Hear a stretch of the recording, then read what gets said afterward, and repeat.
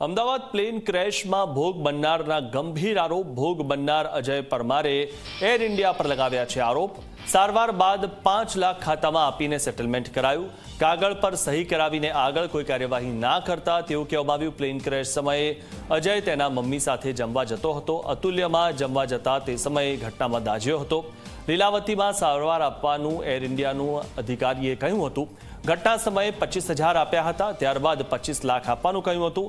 5 લાખ ખાતામાં નાખતા પહેલા સહી લીધી હતી, જે શેના માટે લીધી તે ખબર નહોતી। મને સારવાર પણ ન આપી અને મારે 5 લાખ નથી જોઈતા, ન્યાય જોઈએ છે તેવું આ જે ફરિયાદી છે તે કહી રહ્યો છે।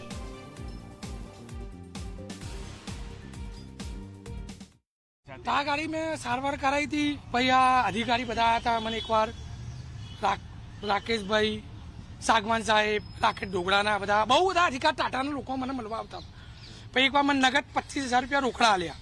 પછી મને શાંતિથી વાત કરી, મને કે તમને અમે લીલાવતીમાં તારી બેટા સારવાર કરાવશું, તું કોઈની વાતોમાં તારા બેટા આવવા નહીં। મેં કહું તમે મારી જિંદગી બગાડી કાઢી, મારી સારવાર તમે લીલાવતીમાં કરાવો।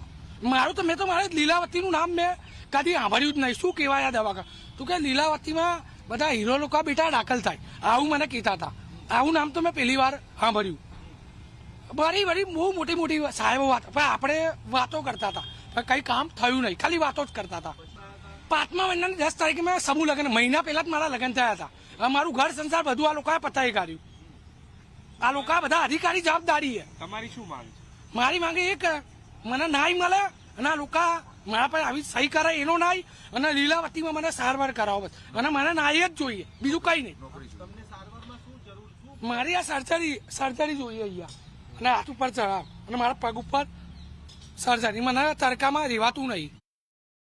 इस टाइम पे साइन नहीं लेना चाहिए था इनसे बिल्कुल भी, क्योंकि अभी इन्वेस्टिगेशन चालू है और उससे भी ज्यादा इंपॉर्टेंट चीज है अभी इनका ट्रीटमेंट कंप्लीट नहीं हुआ है। तो इनको उसमें साइन में ऐसा लिखा है कि आपका अभी का या फिर फ्यूचर का कोई भी मेडिकल खर्चा है तो वो हम नहीं देने वाले, ऐसा लिखा हुआ है। तो वो इनके लिए बहुत अनफेयर है, क्योंकि इनका मेडिकल ट्रीटमेंट चालू होगा और उनको इनकी जो इन्हें रोजी अपनी रोटी खोई है, तो उसके लिए भी बहुत इंपॉर्टेंट है कि ये कुछ आगे कार्रवाई कर सके।